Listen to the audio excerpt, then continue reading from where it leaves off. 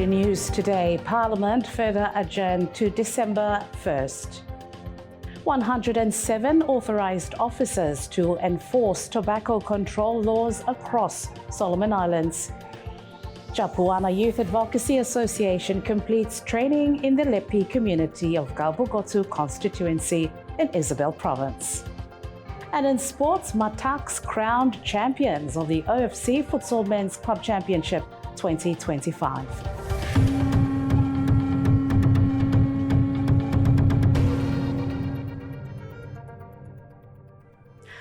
Hello and welcome. I'm Lisa Ossifello. Parliament resumed today, Monday, the 24th of November, and further adjourned to Monday, the 1st of December.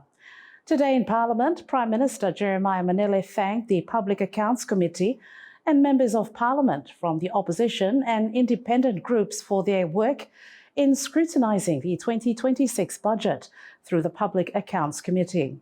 Prime Minister Manele moved a special motion to adjourn Parliament to Monday, 1st of December 2025, to give members of Parliament sufficient time to review the PAC report before debating the 2026 appropriation bill.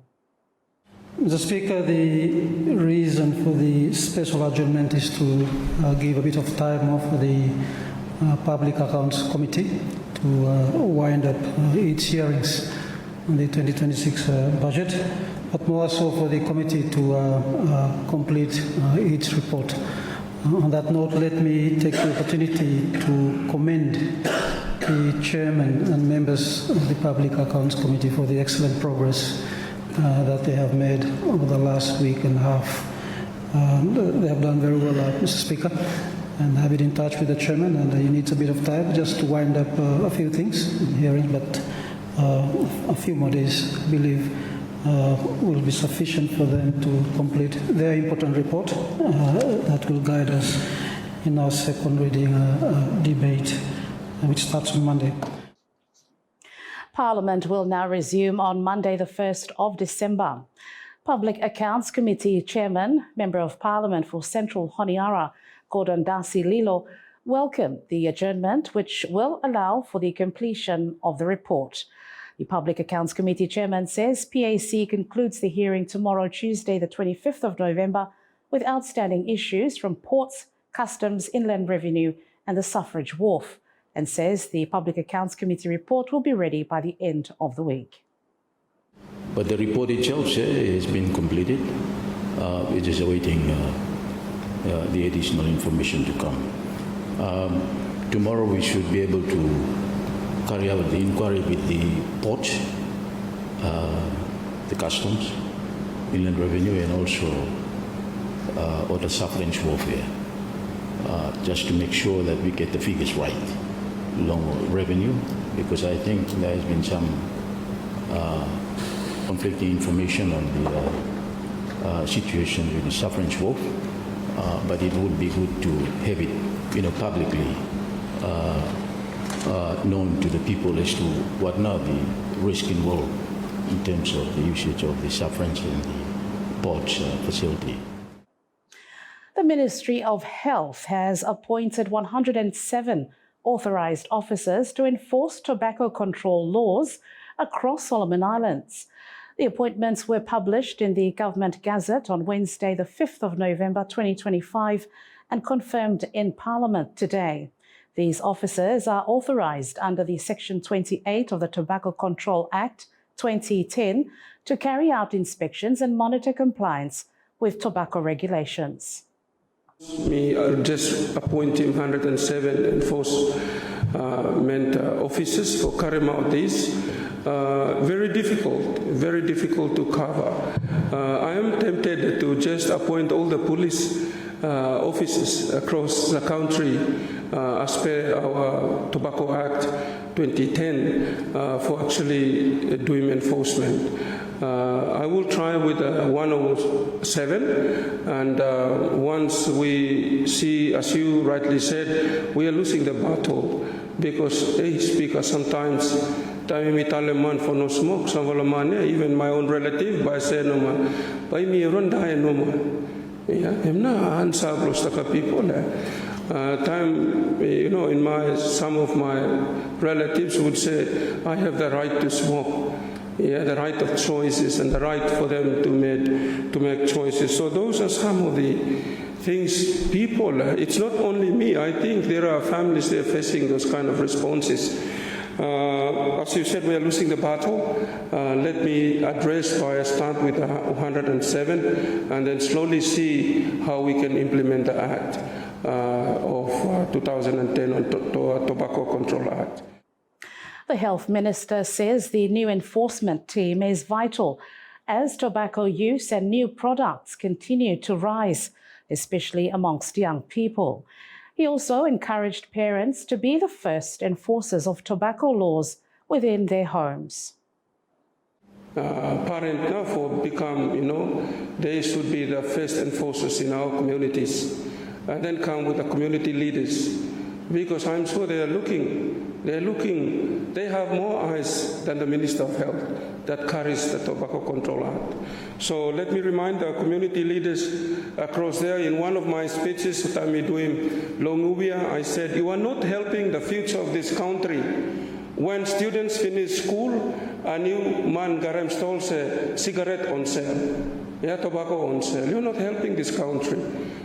So please, those people that continue to induce our youths and influencing our youth to smoke, you should be the first enforcers of this Tobacco Control Act. So starting with the parents, community leaders, of course the church leaders too, should start encouraging our youth through the different youth programs. Meanwhile, the Member of Parliament for East Areare, Peter Kenny Lorea Jr., says the tobacco laws appear adequate, but enforcement has been the challenge.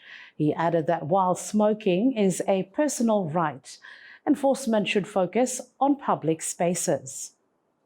To focus on the enforcement part, and I think for the Minister for that initiative in appointing all these special agents for enforcing now this fella law. I think that's really at the crux of any law that we pass, but particularly one that concerns health, as this one does.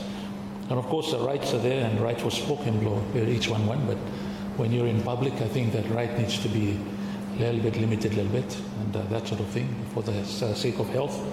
And I think people blame me understanding. Just like to ask him, I think perhaps suggest also the idea that, of course, perhaps there's offences in selling to minors, as the Minister has already mentioned. Could it be also extended to owners of buses, or it's already there? Not necessarily just the driver or the conductor, but the owner of the license of the business for the bus.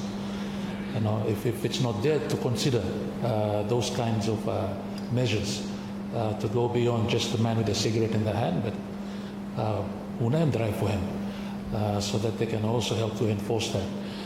Any enforcement comes into the businesses where offenders are actually working for, especially when they deal with public, particularly especially when they deal with public.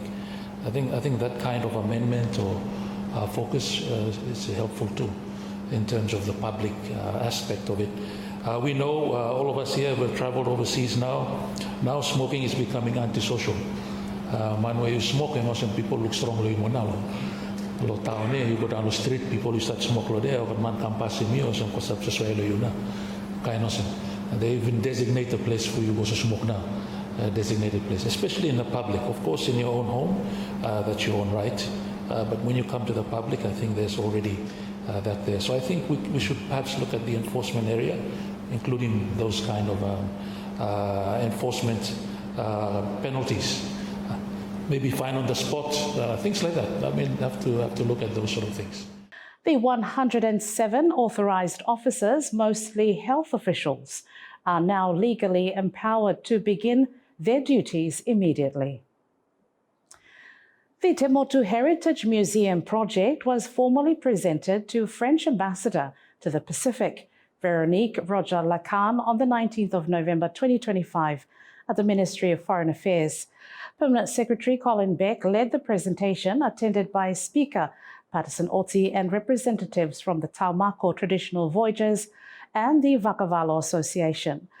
The Solomon Islands government has endorsed the project reflected in the 2026 draft development budget. Ambassador Roger Lekan welcomed the proposal and said it will be reviewed for possible support. I think the ambassador of France, ambassador to the Pacific, she's interested in the people-to-people diplomacy. So voyaging is kind of weaving into that kind of idea. So time for Astorium kind of idea, she's very interested to learn, and maybe she want to suggest to UNESCO about this kind of idea, reviving the tracing back our Lapita and family, connecting the Pacific. Both sides reaffirmed their commitment to strengthening France-Solomon Islands relations. Residents of Nukufero celebrated in style the completion of their long-awaited community hall on Nukufero Island in the West Russell Islands on Friday last week. Dubbed as a dream come true for the community, the hall was built in late April this year. The project is fully funded by Member of Parliament for Sabo Russell, worth more than $300,000. This community hall represents what we can achieve when we work together. It stands as a center where all people can gather to discuss ideas, celebrate our culture, holding meetings, church programs, trainings, and community events. It is a place where voices will be heard and where plans for a better future can be shaped. As your Member of Parliament, I believe in supporting development that touches the lives of people directly. This hall is one example of that. A project built for the people and by the people. Let this hall be a reminder that progress starts at the community level, and that when we work hand in hand, we can build a stronger, united Nukufero. Residents say the hall will serve as a central gathering place for meetings, events and community programs. The community also thanked their Member of Parliament for bringing to fruition a long-standing dream and for delivering this enduring project. Today, how me personally feel, no amount of joy by himself compare him now happiness or joy when we got him today. And me barawa hi to us. We barawa really happy to us lo one happen today. This one I'm crying for a long time. I'm hard for village now this one. A lot of things or like other things I'm happy in the community, but I'm not got any proper place for accommodating, especially with the NGOs, government, whatever trainings that come. Him this a community. So me feel very feeling me as me feel same. Him cry, me feel community, me feel him need or rehabilitate or building new one like today. Also, me one of the milestone local community. Everyone been talking about so many years ago, yeah. MPA come and go, MP come and go, but no one take the responsibility to do that. Yeah? So I'm really proud of the current one. With the completion of this new community hall, I think the village executive, I think Otagarin plans to make sure that this community hall is well looked after by the community. Yeah. Member of Parliament for Central Honiara, Gordon Darcy Lilo, has donated a brand new 2-ton truck to the All Saints Parish, the Anglican Church of Melanesia. The handover took place over the weekend on Sunday at the All Saints Parish. Speaking to Tavuli News, Gordon Darcy Lilo says he is delighted to continue supporting churches and the people of his constituency. The truck will assist the parish with transportation needs, including community outreach and church activities. So if you look at what is happening today to All Saints, it's the same that we are dealing with the one of the biggest parish too. So next year we will do the same for other churches. Although AAC, even though this year we have done delivery to help AAC National Summit Florida, I think we are the only one that have helped them to sponsor that event, that help see the way that AAC are approaching things in the operation and the way that they deliver their evangelism program throughout the country. So I'm really pleased that our team have chosen the church as a way that we should approach things. And I want to give all the credit to all the teams from our teams are all centered around every ward within the constituency. And that's the way to deliver in this very, very populous and a diverse cultural grouping, diverse interest too, almost. But when you pick the right approach and platform, you have that unity. And you have a good sense of leadership in that way too. He also reaffirmed his commitment to development projects that benefit both faith-based organisations and constituents across Central Honiara. Pattern drafting and sewing training for the Japuana Youth Advocacy Association has been successfully completed in the Lepi community of Bugotu Constituency in Isabel Province over the weekend. Jeremy Gua reports.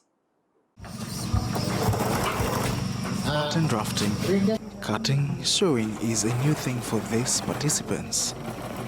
Drafting pattern, just for 1 week now. And second week now, starting off now, waiting drafting your patterns and sewing. Ini parang satu minggu dulu idea tu, kami joining this training yang nama, misalnya swing, misalnya pattern seki. Now, right under this roof, mothers, girls and boys have made their commitment to learn sewing day and night for months. Some haven't even touched the sewing machine or even know how to sew, but it turns out today that it was a success of their determination. I had something on my first time on first time for using this electric machine. Sometimes boleh lewat 6 second. Then saya lo pakai mata kalender kafir begini. Kita have something lang. Because I'm nice because I'm finding my full goal. I can buy more the cold toneros because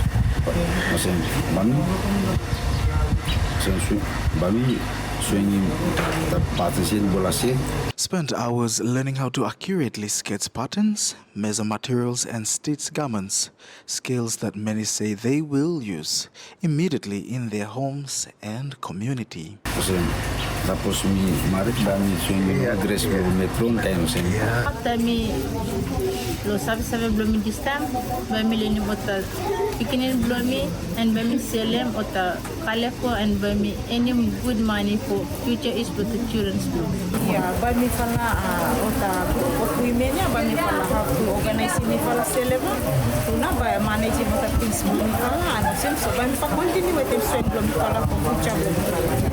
This training is one that is helpful, but also one that is greatly appreciated in terms of support. Kind livelihood skills also, sewing and also, yeah, something where can be useful to us.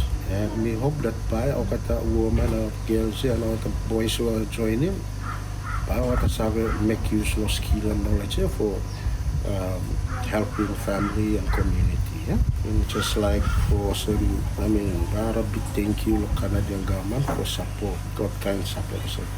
As for these mothers and youths, they are seeking alternative income paths and experiences in the face of limited employment opportunities in rural communities. Time you design, yeah, you measure, then you designing, then you measure, then you drafting pattern, then you actually cutting, and then that shirt or dress or skater and come alive, and then they put them on and then they fit, and that feeling I'm excited to myself that what we can bring him in the yeah, any tangible evidence to show that they have learned a lot from investment of knowledge and skills when doing this.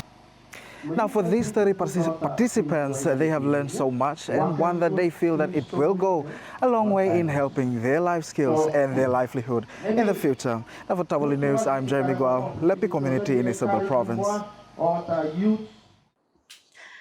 35 officers from the Fire and Rescue Services of the Royal Solomon Islands Police Force have successfully completed a one-week intensive firefighting and rescue training in Honiara last week. The training was facilitated by the Fire and Rescue New South Wales with the support from the Royal Solomon Islands Police Force Fire and Service Rescue instructors. Supervising Assistant Commissioner, National Operations, Francis Ramoni says this training is critically important as it enhances firefighters' ability to respond to a wide range of emergencies. The skills involved teamwork, discipline, situational awareness, incident management, and operational condition, which is essential qualities for any firefighter. These improvements will translate directly into safer operations, quicker response times, and greater protection of people, assets, and the country during emergencies. A reggae explosion over the weekend to mark Coral Sea's resort 10th anniversary celebrations, bringing back the Lucky Dube Band, the very same musicians who backed the King of Reggae when he performed in Solomon Islands more than 30 years ago. Despite the rain, hundreds came out on Saturday night as the legendary Lucky Dube Band, joined by DMP and DJ Lopez, re-performed hits including Remember Me, Prisoner and Victim. Lucky Dube Band appearance by TK, the eldest son of the late reggae legend Lucky Dube, and renowned backup queens of African reggae who were the original backup vocalists for Lucky Dube, Leta, Belina and Gabisil. The crowd sang every word in the emotional tribute to the late Lucky Dube, reminiscing songs from his 22 albums during the early 90s. Reggae fans enjoyed a memorable concert to mark Coral Sea's 10th year anniversary. And moving on now to regional news, Papua New Guinea's Tourism Minister Belden Namar says the nation's vast cultural diversity can drive economic growth and job creation. Speaking at the Indonesia Pacific Cultural Synergy from Kupang, he highlighted that PNG's 800 languages and 1,000 tribes as major tourism assets. Namar said stronger cultural collaboration with Pacific neighbours and Indonesia could boost regional unity and dialogue. He cited Fiji as a model for integrating culture into economic development. He added that Papua New Guinea must preserve its traditions while modernizing and using digital platforms to promote inclusive, community-benefiting tourism. Fiji is ramping up public health efforts as diabetes rates continue to rise. FMA President Dr. Alipate Vakamodea says the disease is driven by insulin problems rather than sugar intake alone, with type 1 caused by low insulin production and type 2 by insulin resistance. He warns that high blood sugar damages small blood vessels, leading to infections, blindness, kidney failure, and nerve damage, major causes of hospitalization in Fiji. The government is expanding screening programs, and updated data from the upcoming WHO Step survey is expected to guide targeted interventions. Public awareness campaigns are also underway to promote healthier diets and lifestyles. That's regional news. Do stay with us. Coming up next is the latest in sports.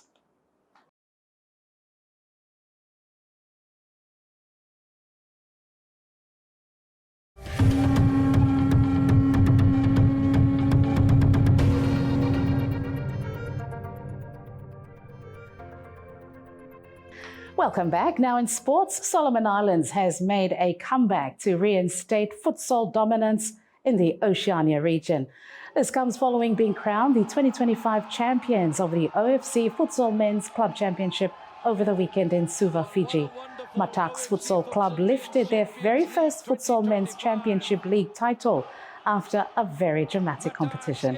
Starting off the tournament with 2 losses and making a turnaround in their third match, Mataks went down in their first match 6-1 against ASPTT of New Caledonia. Also suffered defeat to New Zealand's Waikato Rapids 5-1. And a huge turnaround in their third match with a big win, 12-5 against Gulf Kumara of Papua New Guinea. Mataks' fate went up from there, beating Suva and Southern Legions of Vanuatu to take them straight to the finals. Oh, absolutely brilliant. And it came down to Mataks against Waikato Rapids, who came into the finals unbeaten. Waikato struck first from a set piece in the 8th minute, but Mataks responded just a minute after. Mataks put pressure using their counters and quick moves in transition, but struggled to find the finish. Waikato defense remained firm, but Mataks found their footing in the race against time that landed both teams locked. Neither side could find a winner that forced the final match into extra time and additional 2 periods of 5 minutes each that eventually sent the teams into a penalty shootout. The 9th kick, and then George Dixon wearing number 9 sends the 9th kick over. And celebration for Mataks. Mataks FC becomes the second team from the Solomon Islands to win the tournament, making a very impressive comeback in their campaign to lift their first continental title. Congratulations to Mataks FC. And that also concludes our Tavuli News Bulletin for today. If you have a story you wish to share with us, you can always send us an email. That's newsdesk@tavulinews.com.sb. Or you can also revisit our stories on our social media platforms, as on Facebook, Instagram, LinkedIn, X, and on our website. I'm Lisa Ossifello. Thanks for joining us.